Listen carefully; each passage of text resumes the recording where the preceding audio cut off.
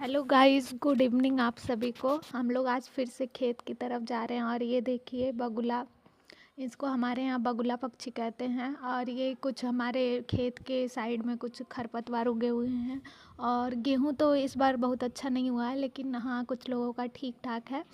तो हम लोग फिर से ऐसे ही शाम के टाइम घूमने टहलने, और ये है सहजन का फल जिसको ड्रम स्टिक कहते हैं। इसकी सब्जी भी बनती है जो हमारे यहाँ अभी जो 4-5 दिन में तोड़ने लायक हो जाएगा। तो हम लोग सोच इसका तोड़ कर हम लोग वो इडली सांभर बनाएंगे। और ये देखिए उस दिन जो मैंने सेम की फली तोड़ी थी वो फिर से बड़ी हो गई है, फिर से तोड़ने लायक हो गया। और ये है कुछ थोड़ा सा व्यू हमारे खेतों का।